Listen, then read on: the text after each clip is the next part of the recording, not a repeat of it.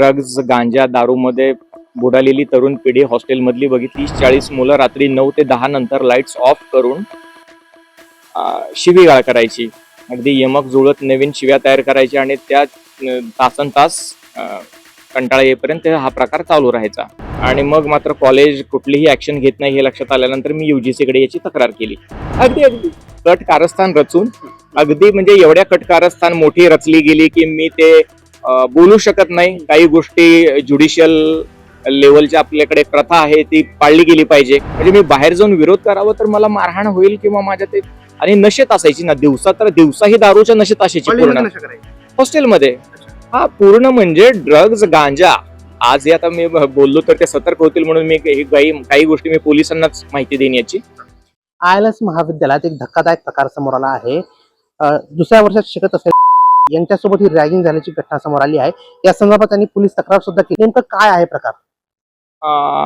मी जेव्हा फर्स्ट इयरला होतो 2024ला ILS लॉ कॉलेजमध्ये मी ऍडमिशन घेतलं होतं आणि अतिशय आनंदित होऊन एका मोठ्या चांगल्या इम्प्रेशनमध्ये मी आलेलो होतो की ऑक्सफर्ड, केम्ब्रिज सारख्या युनिव्हर्सिटीत आपण ऍडमिशन घेतलेलं आहे. पण आल्यानंतर धक्कादायक गोष्टी लक्षात आल्या की ड्रग्ज, गांजा, दारूमध्ये बुडालेली तरुण पिढी हॉस्टेलमधली बघितली आणि खूप वाईट वाटलं. अतिशय प्रामाणिकपणे मी कॉलेजमध्ये प्रिन्सिपलला भेटून हा सर्व प्रकार सांगितला.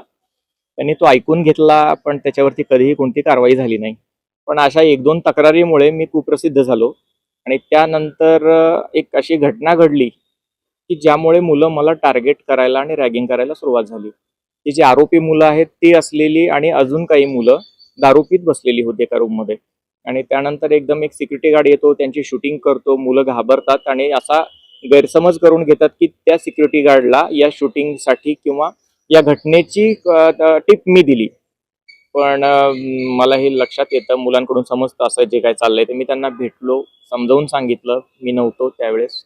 तसे पुरावे दिले ज्या ठिकाणी होतो त्या दरम्यान मी हॉटेलमध्ये, आणि जी बिलही दाखवली मुलांना की मी या घटनेच्या दरम्यान मी इथं नव्हतो, माझा काही संबंध नाही.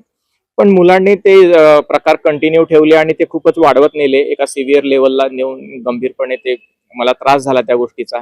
मी प्राचार्यांकडे तक्रार केली, पण प्राचार्यांनी, दीपा पातुरकर यांनी कधीही त्याची योग्य दखल घेतली नाही.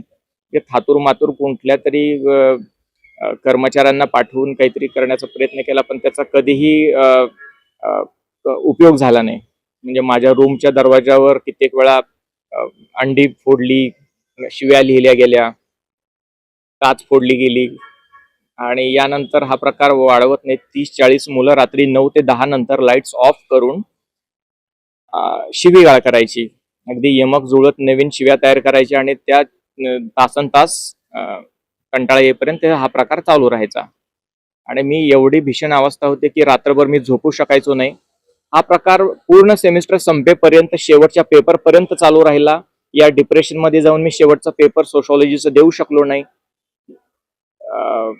आणि मग मात्र कॉलेज कुठलीही ऍक्शन घेत नाही हे लक्षात आल्यानंतर मी UGC याची तक्रार केली. UGCने ऑर्डर आणि डायरेक्शन दिल्यानंतर कॉलेजने त्या संदर्भात एक कमिटी नेमली. त्या कमिटी नेमण्यापूर्वी प्रिन्सिपल मॅडमनी मला कॉलेजच्या अध्यक्ष मृदुला भटकर यांच्या नावाने धमकावून किंवा समजावून सांगून की त्यांच्या ऑर्डर आहेत, मला तक्रार मागे घ्यायला सांगा किंवा नाहीतर त्याचे वाईट परिणाम होतील. परंतु मी तक्रार मागे घ्यायला तयार नव्हतो. त्यानंतर प्रिन्सिपलनी ऍटलिस्ट प्रिन्सिपलचं नाव या तक्रारीतून काढावं यासाठी माझ्यावर त्यांच्या स्वतः थ्रू आणि स्वाती योगेश मॅडम तू प्रेशर आणलं. आता प्रिन्सिपल स्वतःची चौकशी करणार आहेत आणि त्यांनाच आपण रिस्पॉन्डंट बनवणं किंवा त्यांच्या विरोधातच तक्रार देणं हे माझ्याच इन्क्वायरीसाठी चांगलं नाही असं लक्षात आल्यानंतर मी त्यांचं नाव काढून टाकलं. परंतु जसं अपेक्षित होतं, मॅडमने स्वतःच प्रेशर, म्हणजे मृदुला भाटकर आणि दीपा पातुरकर या दोघींचं तर थेटच मला प्रेशर होतं. प्रेशर म्हणजे कशा प्रकारे? विड्रॉ करा, म्हणजे तुझ्या फ्युचरसाठी, तुझ्या भविष्यासाठी ते चांगलं नाही.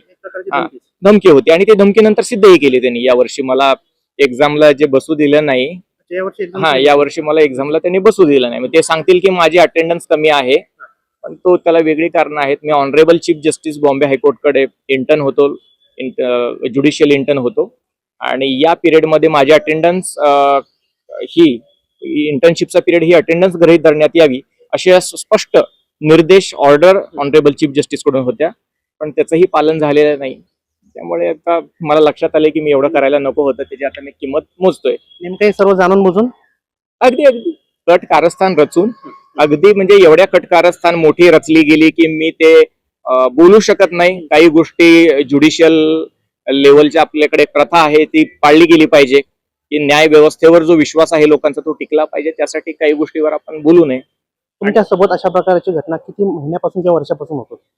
नाही, म्हणजे 2-3 महिने प्रकार चालला हा, पण शेवटच्या महिन्यामध्ये खूप अभद्र पद्धतीने वाढवला गेला आणि मला त्याचा हे शिवीगाळ करणं हे खूपच वाईट होतं. म्हणजे मी रात्रभर टॉयलेटला लघवीलाही जाऊ शकायचो नाही. एवढी भीती? हा, एवढी बाहेर, कारण सगळेजण 30-40 मुलं माझं बाहेर आहे दरवाजाच्या, आणि पूर्ण हॉस्टेलमध्ये माझ्या नावाने शिवीगाळ जाते. म्हणजे मी बाहेर जाऊन विरोध करावं तर मला मारहाण होईल किंवा माझ्या ते, आणि नशेत असायची ना दिवसा, तर दिवसाही दारूच्या नशेत असायची पूर्ण हॉस्टेलमध्ये. हा, पूर्ण म्हणजे ड्रग्ज, गांजा. आज हे आता मी बोललो तर ते सतर्क होतील म्हणून मी काही गोष्टी मी पोलिसांनाच माहिती देईन याची. तर कायम ही मुलं दारूच्या नशेत तर दिवसभर असायची. अगदी पेपरला ती दारू पिऊन असायची. त्यांना म्हणजे प्रिन्सिपलला कळवलं तरी त्यांना याच्याशी कधीही देणं घेणं नव्हतं. हॉस्टेलमध्ये अशा प्रकारे दारू किंवा नशेचे जे विक्री करणारे पदार्थ याबद्दल काय आपण कधी प्रिन्सिपलशी याबाबत चर्चा केली? खूप डिटेलमध्ये चर्चा केली आणि ते कॅज्युअली घेतात किंवा ते सांगतात आम्ही कारवाई करू म्हणून, पण त्याची कारवाई कधी झाली नाही. आता या गोष्टीला 1.5 वर्ष होऊन गेला आणि कालही एका रिपोर्टरला, व्हिडिओ जर्नलिस्टला तिथे दारूच्या बाटल्या सापडतात आणि बाकी सर्व न्यूज चॅनलवरती त्या दारूच्या बाटल्याचं झालेलं आहे, व्यवस्थित त्याचं ब्रॉडकास्टिंग झालेलं आहे. त्यामुळे कॉलेजच्या आजपर्यंत हा प्रकार झाला नाही या म्हणण्यात कसलंही तथ्य नाही. फक्त तुम्हीच रॅगिंगचे एकटे शिकार झाला का अजूनही विद्यार्थ्यांचे पुढे येत नाहीयेत? नाही, मुलं पुढं न येण्याचं कारण काय असतात की करिअर असतं. आता काही मुलं अभ्यासात वीक असतात, त्यांना वाटतं की आपले पेपरच बॅक राहिलेले आहेत तर आपण हे पुढे येऊन ते कशाला, थोडंफार तरी आपल्याला इंटरनल मार्क्स मध्ये सहकार्य असतं अशा मुलांना, की जे अगदी शांत राहतात, कुठेही विरोध दर्शवत नाहीत, त्या मुलांना सगळीकडून थोडंफार तरी सहकार्य असतं. या प्रकरणात आपण कॉलेजचा रोष घेण्यापेक्षा आणि मुलांचाही रोष, म्हणजे जे मला त्यावेळेस मुलांची साथ होती, ज्यांची नावं तक्रारीमध्ये आलेली आहेत, त्या मुलांनाही या व्यसनी मुलांनी धमकून माझ्यापासून दूर केलं आणि मला त्यांनी माफी मागितली. म्हणाले की आम्ही आता हतबल आहोत. म्हणजे अजूनही विद्यार्थी यामध्ये बळी आहेत पण ते पुढे येत नाही, त्यावेळेस बळी होते आणि त्यानंतर विड्रॉ त्यांनी माझ्यापासून लांब राहिले आणि त्यांनी लक्षात घेतलं की आपल्याला याच्यात पडायचं नाही, आणि या व्यसनी मुलांच्या दबावाला आणि दहशतीला कंटाळून त्यांनी ते सोडून दिलं. अशा प्रकारच्या विधी महाविद्यालयात लॉच्या शिकणाऱ्या विद्यार्थ्यांना अशा प्रकारची घटना होते, किती खेदजनक? खूपच खेदजनक आहे. म्हणजे तुम्हाला अमेरिका आणि इंग्लंड सोबत बरोबरी करायची असते, महासत्ता बनायचं असतं, आणि शिक्षणाच्या बाबतीत मात्र आणि संशोधन रिसर्चच्या बाबतीत मात्र तुम्ही पूर्णपणे उदासीन असता. म्हणजे बेसिक इथल्या मुलांना, मुलींच्या बाबतीत सेक्शुअल असॉल्ट होतो. म्हणजे सदरील इतर मी म्हणजे विषय बदलत नाहीये की या माझ्या तक्रारीमध्ये जो अक्युज्ड आहे, प्राईम अक्युज्ड, त्याच्या बाबतीत सेक्शुअल असॉल्टच्या तक्रारी होत्या, मॅडम कडे गेलेल्या होत्या त्या तक्रारी. मी UGC ला दिलेल्या रिप्लाय मध्ये ह्या सगळ्या मांडलेल्या होत्या गोष्टी. सेक्शुअल तक्रारी झाल्या असॉल्टच्या काही नाही, काही त्याच्यावर दखलही घेतली गेली नाही, त्याचं कुठे मेन्शनही नाही. आणि त्या मुलींचं म्हणणं असतं की आता मी घरापासून लांब आहोत, आई वडिलांनी आम्हाला शिकायला पाठवलेले, परिस्थिती विचार होतो. किंवा आता या केस, अशा केसमध्ये काय होतं की मुली थोडेफार प्रमाणात का असणं त्यांच्याशी मैत्रीपूर्ण संबंध असतात त्या मुलाशी, त्यामुळे, आणि नंतर मात्र दोष मुलींनाच दिला जातो, त्यामुळे मुली मात्र या प्रकरणातून लांबच राहतात. एकंदरीत आता या संदर्भात आपण तक्रारी दाखल केली आहे, काय नेमकं? मुलांवरती गुन्हा दाखल झालेला आहे, तो फास्ट ट्रॅक पद्धतीने जर चालवला गेला, आणि त्याचबरोबर म्हणजे फक्त मुलांवर गुन्हा दाखल करणं हा मुलांवरती अन्याय आहे. कारण याला भरीस घातलं हे कॉलेज प्रशासनाने, म्हणजे मृदुला भटकर आणि दीपा पातुरकरांनी जो प्रेशर आणून ही कॉलेजची इन्क्वायरीच होऊ दिली नाही व्यवस्थित.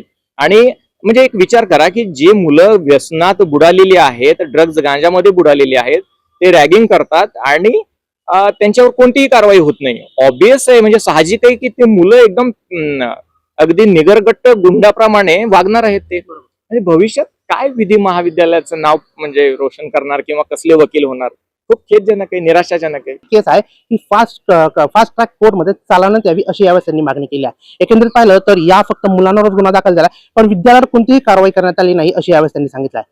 पुण्याहून टाइम्स नाऊ मराठीसाठी मी दिनेश वडणे, धन्यवाद.